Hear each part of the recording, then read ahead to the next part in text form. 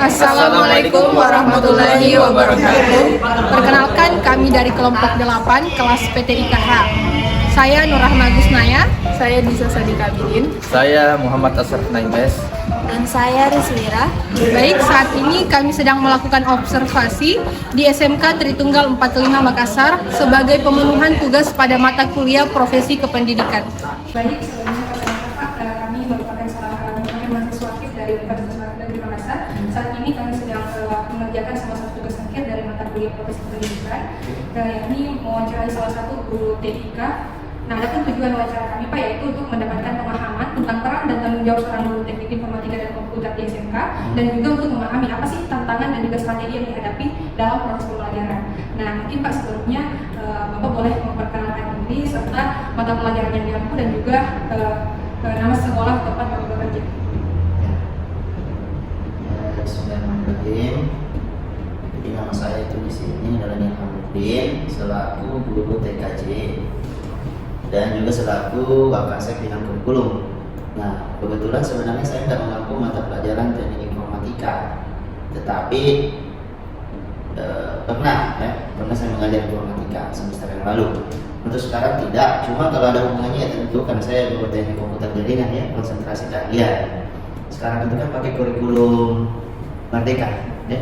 Nah, dimana kurikulum Merdeka itu udah sama lagi dengan kurikulum ke-13 kemarin, termasuk mata pelajaran, ya. Jadi kalau dulu ada istilah dibilang mata pelajaran, kalau di kejuruan itu ada mata pelajaran di bidang wajib C, ya. Terbagi-bagi sudah ada C1, C2 dan C3. Nah, kemarin khususnya C3 saya untuk khusus kejuruan konsentrasinya. Nah, kurikulum Merdeka itu tidak ada lagi istilah wajib A, wajib B, wajib C, atau khususnya di kejuruan itu sekarang namanya konsentrasi keahlian, ya. Nah, dimana konsentrasi keahlian tidak mengenal lagi istilah mapel, tapi mengenal istilah elemen. Nah, karena setiap elemen itu dibagi-bagi tiap fasenya. Khusus untuk di kelas 10 itu dikategorikan dia fase E. Untuk kelas 11 dan 12 dikategorikan dia fase F. Jadi E dan F. E itu di kelas 10, F itu di kelas 11 dan 12. Kenapa terpecah F-nya Pak? Karena ada kelanjutan. Pelajaran di kelas 11 dilanjut di kelas 12. Dan tidak ada lagi istilah tuntas mata pelajaran. Yang kalau di kelas 11 tidak tuntas pelajarannya, dilanjut di kelas 12. Jadi tidak mesti harus diselesaikan di kelas 12, ya kan?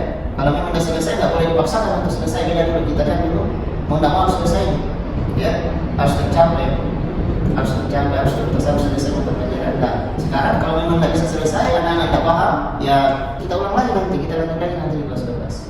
Makanya kita pecah menjadi fase F karena tidak ada istilah ketuntasan lagi, yang ada pencapaian. Nah, muncullah istilah capaian pembelajaran sekarang kan. Nah, berkenaan dengan pertanyaannya ada tadi mengenai strategi pembelajaran. Nah, sebelum dikenakan strategi tentunya kita lihat dulu akar permasalahan atau tantangan yang dihadapi, ya. Nah, seorang guru teknik informatika ataukah pada umumnya semua guru, ya, ini masalah bukan cuma di guru informatika, tapi tentunya di semua guru dulu, ya, secara umum. Tentunya adalah bagaimana mengajar anak-anak sesuai dengan karakteristiknya. Kenapa? Karena setiap siswa itu berbeda-beda semua karakternya. Jadi dalam sebuah sekolah ada 500 siswa, maka 500 karakter lah yang harus dihadapi oleh guru. Karena karakter setiap manusia itu berbeda, tidak ada yang sama, ya. Nah, tidak ada yang sama, pasti berbeda. Jadi bagaimana caranya kita menguasai siswa melalui karakternya dulu. Jadi seorang guru itu harus mengerti namanya ilmu pedagogik. Profesional itu di belakang, ya. Profesional di belakang. Jadi pedagogik dulu yang penting. Yaitu apa itu pedagogik? Pak, pedagogik itu bagaimana cara menguasai kelas. Menguasai kelas bagaimana Pak? Petakan, pilahkan, kelompokkan siswa sesuai dengan karakter. Setelah dipetakan, setelah dikelompokkan, lakukanlah yang namanya diferensiasi. Makanya harus sekarang istilah diferensiasi, ya. Nah, diferensiasi itu ada beberapa sebenarnya banyak guru yang bingung diferensiasi itu seperti apa. Sebenarnya sudah kita lakukan, bahkan dosen itu sudah lakukan. Yaitu pertama ketika dosen mengelompokkan atau guru mengelompokkan siswa, itu sudah diferensiasi, namanya diferensiasi proses, ya kan?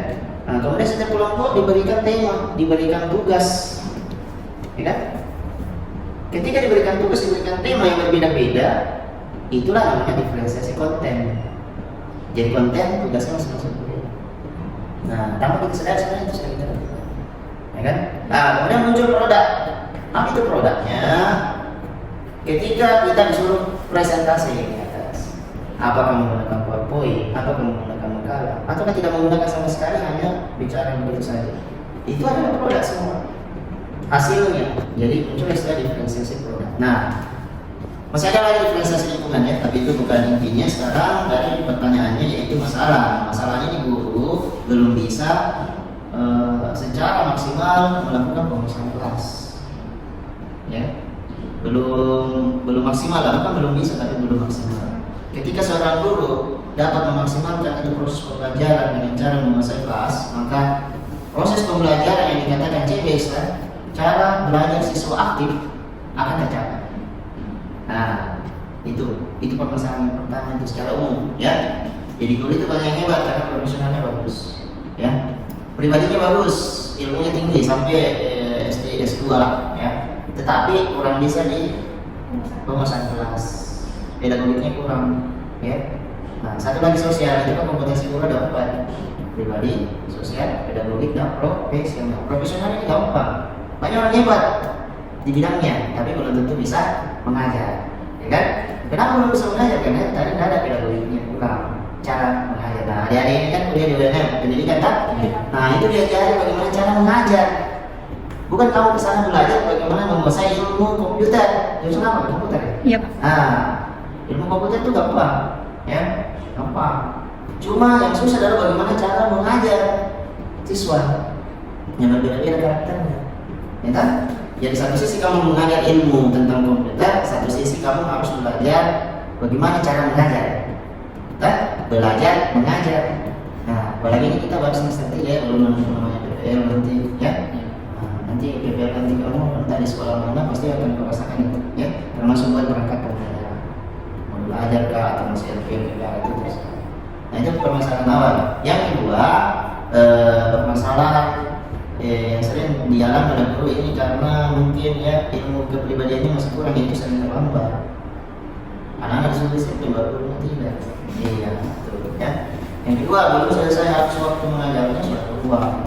Nah, yang ketiga paling jelek adalah guru yang sering memberi tugas tidak menjelaskan, hanya memberi tugas tidak menjelaskan. Nah, ini berarti kepribadiannya kurang, ya, kurang. Nah itu. Nah sekarang apa yang dihadapi oleh guru informatika sendiri? Ya tentunya adalah sarana prasarana. Ya, ketika mau mengajarkan informatika, terkendala di misalnya LCD proyektor ada, ya kan? Ada tapi terbatas. Sudah dipakai guru ini, akhirnya nggak kebagian. Jadi itu misalnya sarana prasarana. Ya, komputer enggak. Nah, ada komputer tapi biasanya kalau TIK itu kan dia lebih banyak mengarah ke Microsoft misalnya. Sementara Microsoftnya belum terinstal. Nah sebaiknya di lingkungan sekolah itu sendiri harus ada pegawai lab yang sudah mengurus itu softwarenya, hardwarenya. Jadi guru masuk ya hanya mengajar dia, ya tidak dibebani lagi. Belum itu belum siap, akhirnya apa yang direncanakan di modul ajar atau di MPP tidak jadi lagi, ya namanya juga rencana. Tapi kan nggak begitu juga, ya kita seminimal mungkin membuat rencana yang betul-betul akan dilakukan. Nah begitu. Nah, kedua, ini kita sering mati lampu. Nah, tadi kita sudah rencanakan ya, mau mengajar misalnya Word, Microsoft Word. Dan tiba-tiba mati lampu. Nah, ini sudah sementara mati. Nah, kira-kira apa yang dilakukan? Banyak guru yang bingung di saat itu. Aku mau ambil. Banyak guru yang ambil aman, caranya apa? Istirahat dulu karena mati lampu. Itu kan bukan sebenarnya itu. Jadi bagaimana cara istilahnya menguasai kelas itu ketika terjadi masalah, ya mati lampu misalnya, ya berarti kita harus bantu setir, ambilkan kertas solusinya, ya ambilkan kertas, apa yang dipraktekkan tadi dituangkan di dalam kertas, ya kan? Semua perintah komputer kan juga bisa diketik di kertas kan, itu contoh. Nah tentunya begitu nyala lampu atau di pertemuan berikutnya kalau sudah oke, ya diulangi lagi, karena itu pasti tidak tercapai, ya. Tercapainya pada saat praktek, bukan pada saat dikembangkan kertas. Bagaimana nih Pak? Harusnya materi sekarang ini begini bukan begini. Ya itu kembali namanya kan ya itu memperbaikkan tak boleh begitu. Ya harus kembali, silakan, tidak ada masalah, jangan terlalu dengan target. Kalau kurikulum itu, nah saya kan sudah jelaskan di awal tadi, ya, banyak begitu. Dan ketinggalan materinya. Sementara sesuatu sudah ditinggalkan di belakang, baru dia mengejar dulu saja dulu, ya. Nah itu strategi itu tadi saya bilang. Kalau strateginya atau solusinya, rencanakanlah. Itu penting. Rencanakan apa yang akan kita gunakan untuknya, termasuk multazam, termasuk RPP, ya, termasuk tujuan pembelajaran. Nah ini kenapa ada TP? Karena namanya guru mengajar atau apa tujuannya? Bagaimana anda bisa tahu? Gurunya sendiri tidak merangkai tujuannya. Nah, kita harus tujuan pembelajaran itu tak bisa pakai format gimana, terserah. Mau 1, 2, 3, 4 ke bawah, dapat 10 tujuannya itu yang diajarkan. Satu tujuan pembelajaran berapa kali pertemuannya itu saja diajarkan kalau memang tercapai. Dan kalau ternyata di tengah jalan 5 kali pertemuan tujuan pembelajaran pertama yang tidak bisa, ya kita ubah. Tidak ada masalah, kita ubah. 5 kali pertemuan ternyata bisa jadi 2, ya ubah. Tidak usah jadi 5 lagi, ubah jadi 2. Jadi fleksibel sekali sekarang itu modul aja, perangkat pembelajaran atau rencana pembelajaran. Kita bisa ubah di tengah jalan.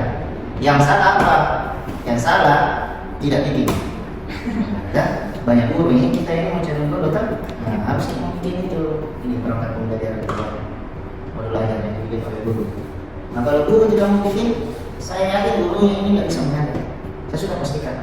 Karena dia sendiri tidak bisa tuangkan ilmunya ke dalam kertas. Bagaimana dia mau kasih pelajaran ke manusia? Ya, kalau mati sekalipun tidak bisa. Apalagi manusia yang mau kirim susah dia karakternya.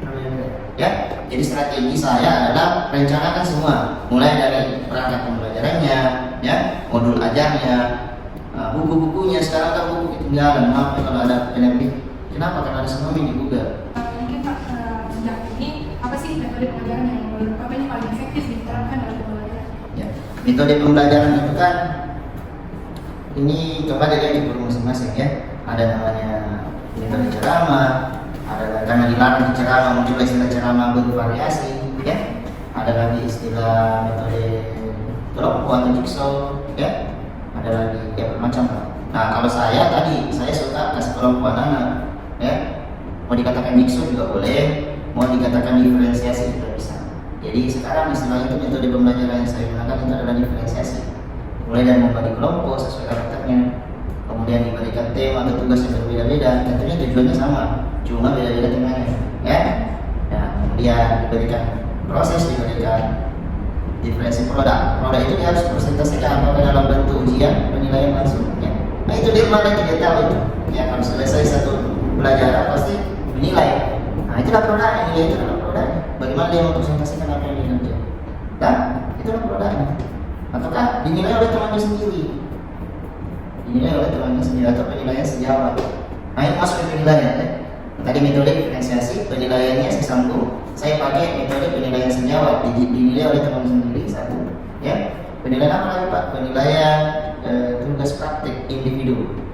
Nah, ada kelompok yang tadi sejawat, itu kelompok dan individu sendiri-sendiri, ya, praktik. Kalau penugasannya ada namanya job sheet, itu penugasan. Sekian itu penugasan dan praktik. Praktiknya ada 2, kelompok dan individu. Itu saja. Saya jarang sekali itu memberikan PR, jarang sekali. Jarang juga tanya jawab, misalnya jarang wawancaranya seperti itu. Baik Pak, mungkin pertanyaan yang kami sudah dijawab. Terakhir, mungkin Bapak bisa memberikan saran kepada para calon guru TIP seperti kami ini mengenai apa yang perlu dipersiapkan dan dalam untuk menjadi seorang guru. Ya. Itu tadi, ya. Guru itu kan ada kepanjangannya. Kan dapat belajar sama dosen sana. Guru itu singkatan. Digugur dan ditiru, makanya muncul istilah guru. Ya, jadi bagaimana caranya kita bisa ditiru, Pak? Tentunya ditiru dengan baik. Jadi guru itu adalah contoh daripada cerminan daripada siswanya. Mau siswa tak disiplin, maka mulailah dari kita sendiri. Mau siswa tak rajin, ya mulailah dari kita sendiri. Ya, mau siswa tak teratur, ya kita harus teratur dari sekarang. Nah, jadi apa pesan saya? Ketika kita mengajar, kita harus punya rasa tanggung jawab, ya. Apakah kita guru honor, apa kita guru PNS atau P3K, sama-sama guru semua dan butuh tanggung jawab. Yang ditanggung jawabin adalah anak-anak, siswa. Kalau pedagang buah atau pedagang sayur atau pedagang apapun di luar itu, kalau dia sakit gampang nih, tinggal tutup tokonya, besok istirahat lagi baru buka. Tapi kita di guru profesi, ya kita di guru profesi. Siswa itu kalau kita sakit atau kita tidak datang, siswa itu tetap datang ke sekolah, ya kan? Siapa yang ngajar tuh? Baik-baik kalau kita betulan sakit, kalau malas-malasan ya gimana tanggung jawab kita sebagai guru? Anak-anak kalau sudah datang ke sekolah, harapannya orang tuanya luar biasa, datang ke sekolah mencari ilmu. Sementara kita ini malas-malasan, ya datang juga hanya kasih tugas sudah itu pergi. Nah, jangan gitu, ya lakukan penuh tanggung jawab mungkin, semaksimal mungkin, ya. Salah satunya jangan malas belajar bikin perangkat pembelajaran, karena itu sangat penting, ya. Pas setiap tahun bikin perangkat, maaf kalau caranya tidak ada masalah, karena setiap tahun itu kurikulum akan direvisi terus, ya, dicari perbaikannya terus. Jangan salahkan kurikulum berubah-ubah. Ini yang pikirkan ini orang profesor di atas, ya, orang ahli di bidangnya semua. Kita ini hanya apa nih? Jadi bukan kita mau mencoba, tapi kita bagaimana caranya supaya lebih bagus terus. Jadi kita juga mengikut perubahan yang akan dilakukan pada kita itu juga. Kita ambil sisi positifnya saja, kan? Yang tidak baik kalau disuruh bikin perangkat pembelajaran kita tidak bikin. Akhirnya kita mengajar tidak terstruktur. Tadi kita sudah mengajar ini, besok lain lagi, sementara ini belum selesai. Karena tidak terstruktur, ya. Tidak terstruktur, tidak terarah sesuai tujuan pelajaran yang kita inginkan. Ya, jadi pesan saya itu tadi, tanggung jawab, pedagogi kita harus bagus, ya. Pribadi tadi harus bagus, sosial juga ke anak-anak bagus, tentunya profesional tadi harus bagus, ya. Kalau di SMK jurusan komputer, di kampus juga nanti jurusan komputer juga, ya. Saya kira luar biasa profesionalnya, ya. Tinggal pedagogi, memang sosial sama komputer. Baik Pak, mungkin ini sebagai penutup dari kesimpulan, apa yang Bapak cintai dari menjadi seorang guru? Dulu waktu sekolah kecil, SD, SMP, SMA itu tidak ada pikiran saya menjadi guru, dan cita-cita saya jadi guru. Ya mungkin karena masih takdir. Selalu saya tanya itu siswa, kalau jurusan komputer, TKJ, berarti kau calon teknis, calon ini. Tapi itu hanya rencana kita. Tuhan yang berkehendak. Belum tentu kamu kerja di bidang komputer dulu nanti. Apakah guru atau teknis itu atau gimana? Itu Tuhan yang berkehendak. Cuma apa yang harus kita lakukan sekarang, ya belajar dengan baik. Ya tak, belajar dengan baik. Jadi kalau misalnya memang jodohmu di bidang komputer, ya memang di situ kamu, di situ takdirmu. Kalau yang lain Pak, ya tidak masalah, saya ketinggalan. Nah, saya jadi guru, ternyata pas tamat dari SMK langsung dipanggil mengajar, karena kebetulan guru tidak ada. Jadi saya mengajar pas tamat SMK. Belum ada aturan bilang harus satu orang mengajar dulu, ya. Tidak ada aturan itu. Jadi saya mengajar. Nah, sembari mengajar saya kuliah juga. Nah, ternyata mengajar itu nawaitunya kita adalah mentransfer ilmu. Niat kita, ya, membagi ilmu. Ya kita membagi ilmu itu entah lah, ya. Tapi yang kita yakini, insya Allah pahalanya luar biasa. Tapi jangan dilupakan juga bahwa kita mesti hidup dengan uang di dunia. Makanya alhamdulillah guru kan sekarang sudah ada istilah P3K, ya, sertifikasi. Nah, ada tunjangan TPG dan lain sebagainya. Jadi istilahnya kita jadi guru, ada istilah dulu itu guru tanpa tanda jasa. Kalau sekarang memang sudah tidak bisa. Karena kita makanya guru itu namanya profesi sekarang, bukan lagi pekerjaan. Kenapa? Karena guru tidak gampang jadi guru. Tamat kejuruan nanti juga itu tidak bisa langsung jadi guru. Kenapa Pak? Saya bisa mengajar. Iya silakan, berarti Anda hanya masih seorang pengajar. Kapan saya dikatakan guru Pak? Ketika Anda lulus sebagai profesinya. Apa itu Pak profesinya? PPG. Nah, lulus pakai PPG, artinya siap nanti mengajar. Berarti sudah profesi sebagai guru, ada sertifikatnya. Makanya juga sertifikasi. Ada juga tunjangannya. Nah, jadi guru, cintailah guru, niatnya bukan karena profesi tadi, tapi karena mau membagi ilmu, tanggung jawab dunia akhirat, ya.